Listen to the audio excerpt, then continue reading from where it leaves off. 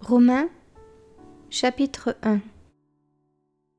Paul, serviteur de Jésus-Christ, appelé à être apôtre, mis à part pour annoncer l'évangile de Dieu qui avait été promis auparavant de la part de Dieu par ses prophètes dans les saintes Écritures et qui concerne son Fils, né de la postérité de David selon la chair, et déclaré Fils de Dieu avec puissance, selon l'Esprit de sainteté, par sa résurrection d'entre les morts, Jésus-Christ notre Seigneur, par qui nous avons reçu la grâce et l'apostolat, pour amener en son nom à l'obéissance de la foi tous les païens, parmi lesquels vous êtes aussi, vous qui avez été appelés par Jésus-Christ, à tous ceux qui, à Rome, sont bien-aimés de Dieu, appelés à être saints.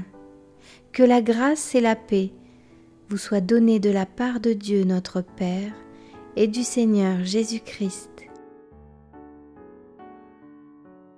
Je rends d'abord grâce à mon Dieu par Jésus-Christ au sujet de vous tous, de ce que votre foi est renommée dans le monde entier.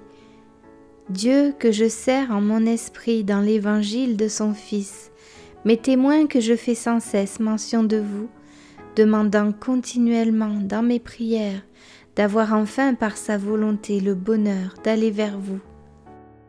Car je désire vous voir, pour vous communiquer quelques dons spirituels afin que vous soyez affermis, ou plutôt afin que nous soyons encouragés ensemble au milieu de vous, par la foi qui nous est commune, à vous et à moi.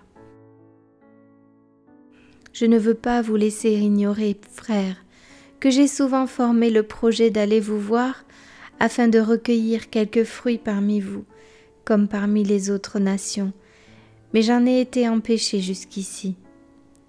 Je me dois aux Grecs et aux barbares, aux savants et aux ignorants. Ainsi j'ai un vif désir de vous annoncer aussi l'Évangile à vous qui êtes à Rome.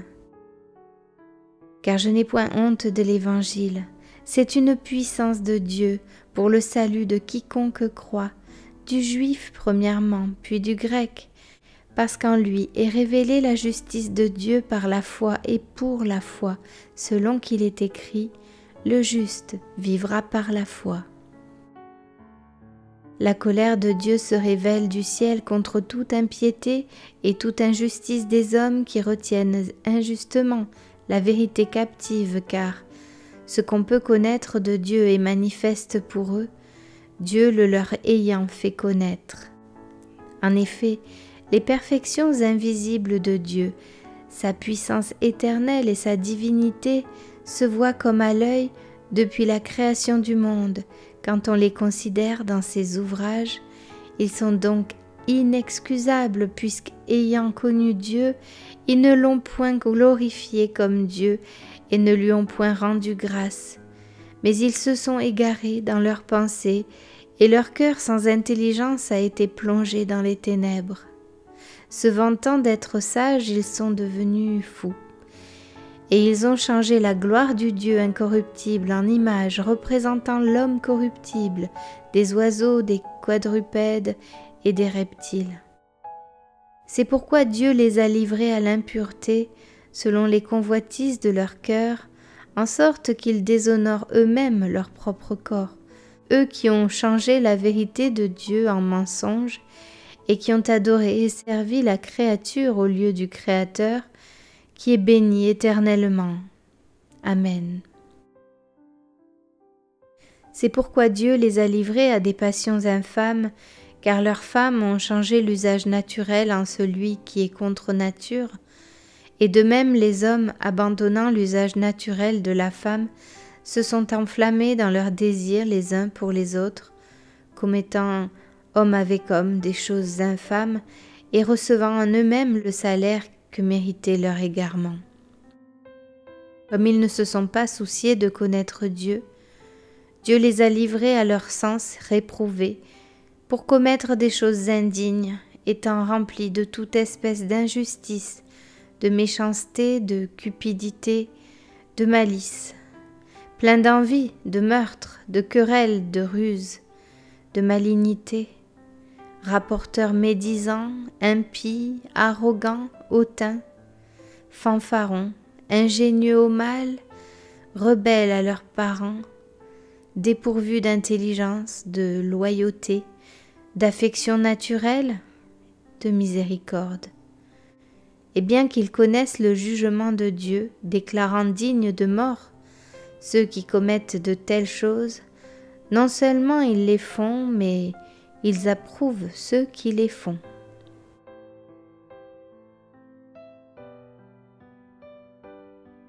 Romains, chapitre 2. Ô homme, qui que tu sois, toi qui juges, tu es donc inexcusable, car en jugeant les autres, tu te condamnes toi-même, puisque toi qui juges, tu fais les mêmes choses. Nous savons en effet que le jugement de Dieu contre ceux qui commettent de telles choses est selon la vérité. Et penses-tu, ô homme, qui juge ceux qui commettent de telles choses et qui les fait, que tu échapperas au jugement de Dieu? Ou méprises-tu les richesses de sa bonté, de sa patience et de sa longanimité, ne reconnaissant pas que la bonté de Dieu te pousse à la repentance?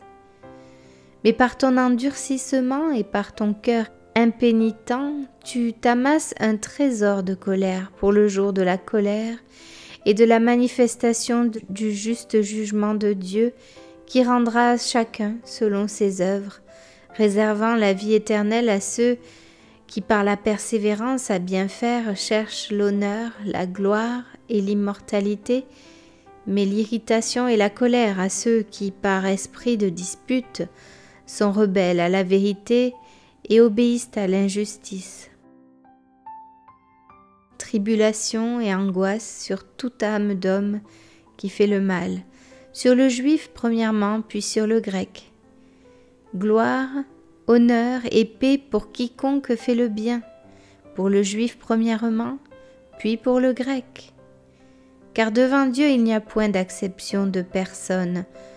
Tous ceux qui ont péché sans la loi périront aussi sans la loi, et tous ceux qui ont péché avec la loi seront jugés par la loi. Ce ne sont pas en effet ceux qui écoutent la loi qui sont justes devant Dieu, mais ce sont ceux qui la mettent en pratique qui seront justifiés. Quand les païens qui n'ont point la loi font naturellement ce que prescrit la loi, ils sont, eux, qui n'ont point la loi, une loi pour eux-mêmes. Ils montrent que l'œuvre de la loi est écrite dans leur cœur, leur conscience en rendant témoignage et leurs pensées s'accusant ou se défendant tour à tour. C'est ce qui paraîtra au jour où, selon mon évangile, Dieu jugera par Jésus-Christ les actions secrètes des hommes. Toi qui te donnes le nom de juif, qui te repose sur la loi, qui te glorifie de Dieu, qui connaît sa volonté, qui apprécie la différence des choses, étant instruit par la loi, toi qui te flattes d'être le conducteur des aveugles, la lumière de ceux qui sont dans les ténèbres, le docteur des insensés, le maître des ignorants, parce que tu as dans la loi la règle de la science et de la vérité, toi donc, qui enseignes les autres, tu ne t'enseignes pas toi-même. Toi qui prêches de ne pas dérober, tu dérobes. Toi qui dis de ne pas commettre d'adultère, tu commets l'adultère. Toi qui as en abomination les idoles, tu commets des sacrilèges. Toi qui te fais une gloire de la loi, tu déshonores Dieu par la transgression de la loi. Car le nom de Dieu est à cause de vous blasphémé parmi les païens, comme cela est écrit. La circoncision est inutile si tu mets en pratique la loi, mais si tu transgresses la loi, ta circoncision devient incirconcision. Si donc l'incirconcis observe les ordonnances de la loi, son incirconcision ne sera-t-elle pas tenue pour circoncision? L'incirconcis de nature qui accomplit la loi ne te condamnera-t-il pas, toi qui la transgresses, tout en ayant la lettre de la loi et la circoncision.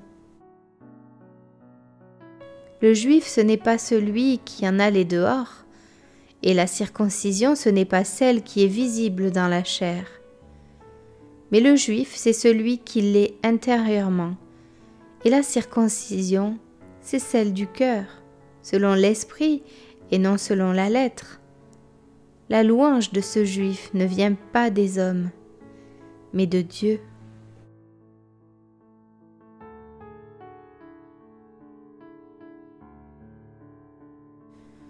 Romains chapitre 3. Quel est donc l'avantage des Juifs ou quelle est l'utilité de la circoncision? Il est grand de toute manière, et tout d'abord en ce que les oracles de Dieu leur ont été confiés. Et quoi, si quelques-uns n'ont pas cru, leur incrédulité anéantira-t-elle la fidélité de Dieu? Loin de là.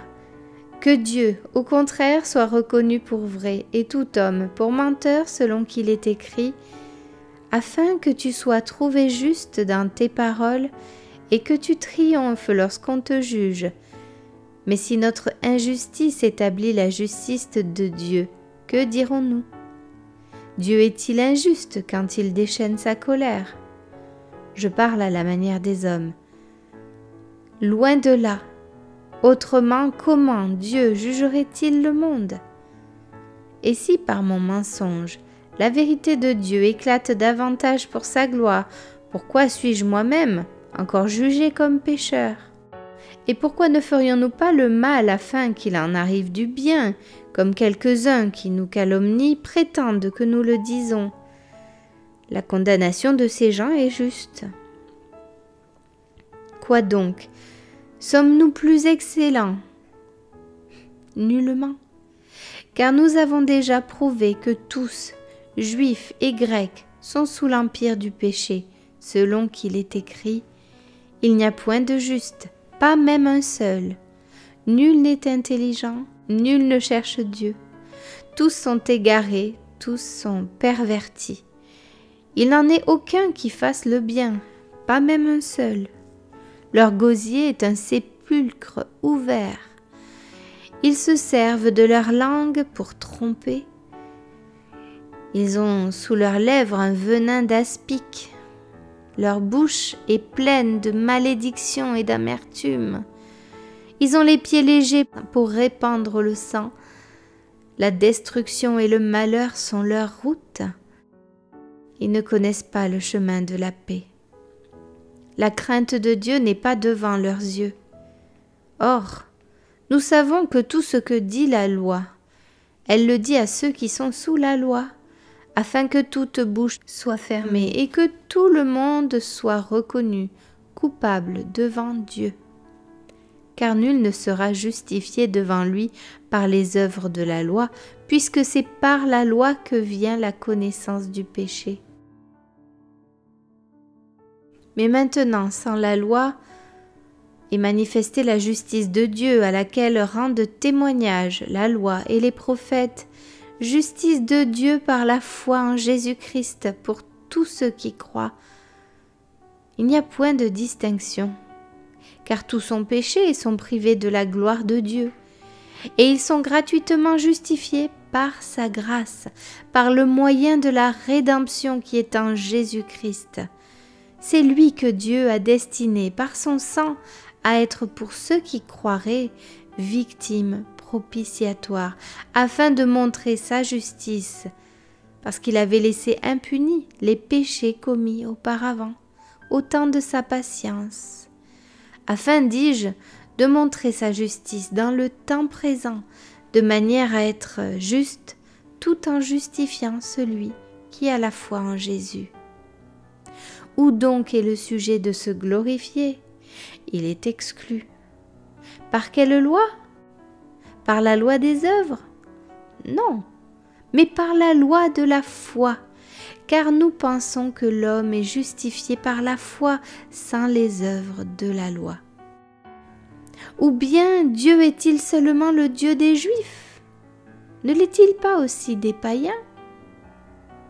Oui, il l'est aussi des païens, puisqu'il y a un seul Dieu qui justifiera par la foi les circoncis et par la foi les incirconcis.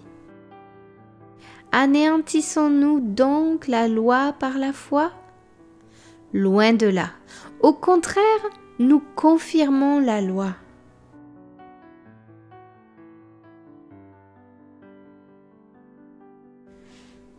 Romains chapitre 4. Que dirons-nous donc qu'Abraham, notre Père, a obtenu selon la chair? Si Abraham a été justifié par les œuvres, il a sujet de se glorifier, mais non devant Dieu. Car que dit l'Écriture? Abraham crut à Dieu, et cela lui fut imputé à justice. Or à celui qui fait une œuvre, le salaire est imputé, non comme une grâce, mais comme une chose due.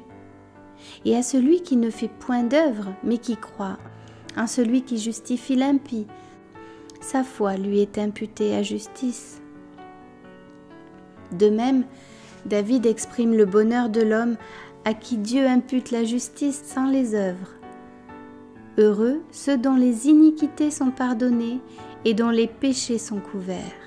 Heureux l'homme à qui le Seigneur n'impute pas son péché. Ce bonheur n'est-il que pour les circoncis ou est-il également pour les incirconcis, car nous disons que la foi fut imputée à justice à Abraham. Comment donc lui fut-elle imputée? Était-ce après ou avant sa circoncision? Il n'était pas encore circoncis, il était incirconcis.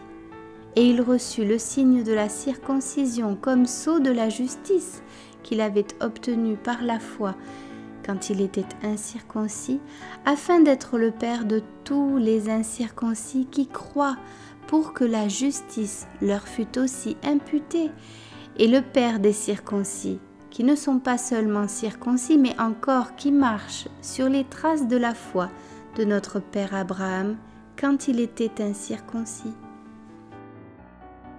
En effet, ce n'est pas par la loi que l'héritage du monde a été promis à Abraham ou à sa postérité, c'est par la justice de la foi.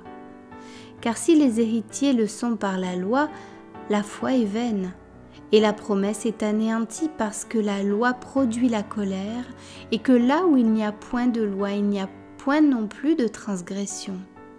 C'est pourquoi les héritiers le sont par la foi, pour que ce soit par grâce, afin que la promesse soit assurée à toute la postérité, non seulement à celle qui est sous la loi, mais aussi à celle qui a la foi d'Abraham, notre Père à tous, selon qu'il est écrit « Je t'ai établi Père d'un grand nombre de nations ». Il est notre Père devant celui auquel il a cru, Dieu, qui donne la vie aux morts et qui appelle les choses qui ne sont point comme si elles étaient. Espérant contre toute espérance, il crut, en sorte qu'il devint père d'un grand nombre de nations, selon ce qui lui avait été dit. Telle sera ta postérité. Et sans faiblir dans la foi, il ne considéra point que son corps était déjà usé, puisqu'il avait près de 100 ans, et que Sarah n'était plus en état d'avoir des enfants. Il ne douta point par incrédulité au sujet de la promesse de Dieu, mais il fut fortifié par la foi, donnant gloire à Dieu, et ayant la pleine conviction que ce qu'il promet, il peut aussi l'accomplir. C'est pourquoi cela lui fut imputé à justice.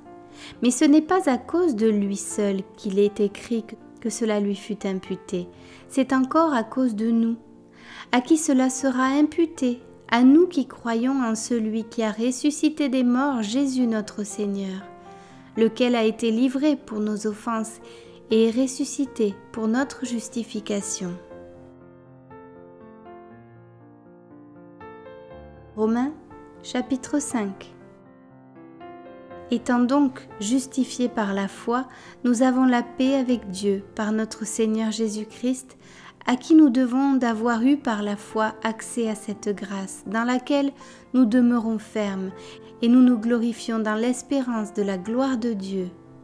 Bien plus, nous nous glorifions même des afflictions, sachant que l'affliction produit la persévérance la victoire dans l'épreuve, et cette victoire, l'espérance. Or l'espérance ne trompe point, parce que l'amour de Dieu est répandu dans nos cœurs par le Saint-Esprit qui nous a été donné. Car lorsque nous étions encore sans force, Christ, au temps marqué, est mort pour des impies. À peine mourrait-on pour un juste, quelqu'un peut-être mourrait-il pour un homme de bien. Mais Dieu prouve son amour envers nous en ce que lorsque nous étions encore des pécheurs, Christ est mort pour nous. À plus forte raison donc, maintenant que nous sommes justifiés par son sang, serons-nous sauvés par lui de la colère. Car si, lorsque nous étions ennemis, nous avons été réconciliés avec Dieu par la mort de son Fils, à plus forte raison, étant réconciliés, serons-nous sauvés par sa vie. Et non seulement cela, mais encore nous nous glorifions en Dieu par notre Seigneur Jésus-Christ, par qui maintenant nous avons obtenu la réconciliation. C'est pourquoi, comme par un seul homme le péché est entré dans le monde, et par le péché la mort, et qu'ainsi la mort s'est étendue sur tous les hommes parce que tous ont péché, car jusqu'à la loi le péché était dans le monde. Or le péché n'est pas imputé quand il n'y a point de loi. Cependant, la mort a régné depuis Adam jusqu'à Moïse, même sur ceux qui n'avaient pas péché par une transgression semblable à celle d'Adam, lequel est la figure de celui qui devait venir. Mais il n'en est pas du don gratuit comme de l'offense, car si par l'offense d'un seul, il en est beaucoup qui sont morts, à plus forte raison, la grâce de Dieu et le don de la grâce venant d'un seul homme, Jésus-Christ, ont-ils été abondamment répandus sur beaucoup. Et il n'en est pas du don comme de ce qui est arrivé par un seul qui a péché. Car c'est après une seule offense que le jugement est devenu condamnation, tandis que le don gratuit devient justification après plusieurs offenses. Si par l'offense d'un seul la mort a régné par lui seul, à plus forte raison, ceux qui reçoivent l'abondance de la grâce et du don de la justice régneront-ils dans la vie par Jésus-Christ, lui seul. Ainsi donc, comme par une seule offense la condamnation a atteint tous les hommes, de même, par un seul acte de justice, la justification qui donne la vie s'étend à tous les hommes. Car, comme par la désobéissance d'un seul homme beaucoup ont été rendus pécheurs, de même, par l'obéissance d'un seul beaucoup seront rendus justes. Or la loi est intervenue pour que l'offense abondât, mais là où le péché a abondé, la grâce a surabondé, afin que comme le péché a régné par la mort, ainsi la grâce régna par la justice pour la vie éternelle par Jésus-Christ notre Seigneur.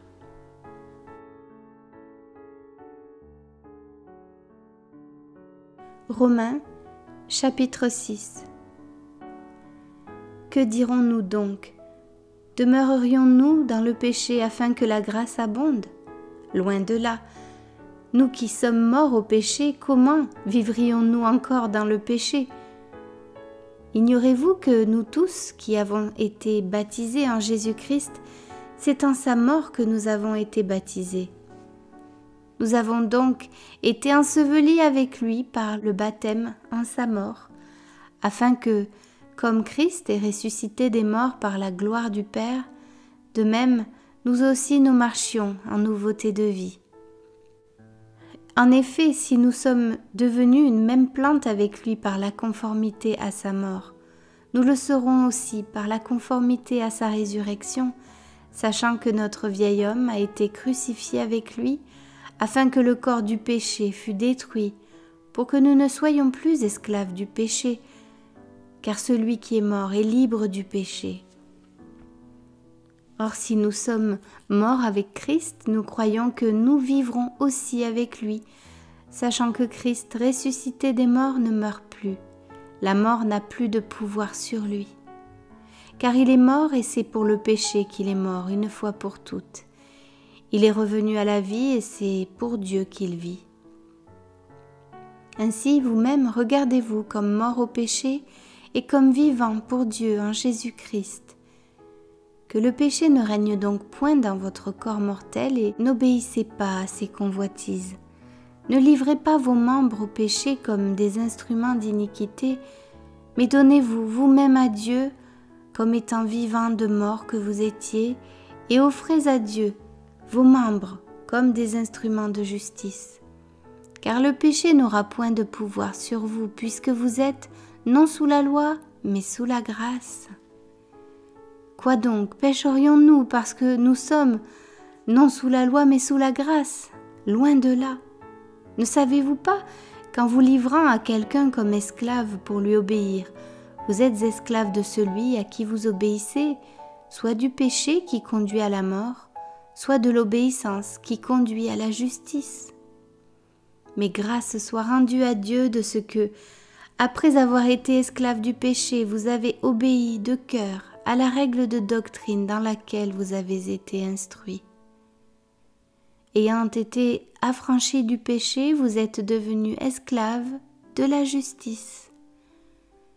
Je parle à la manière des hommes à cause de la faiblesse de votre chair, de même donc que vous avez livré vos membres comme esclaves à l'impureté et à l'iniquité pour arriver à l'iniquité, ainsi maintenant livrez vos membres comme esclaves à la justice pour arriver à la sainteté.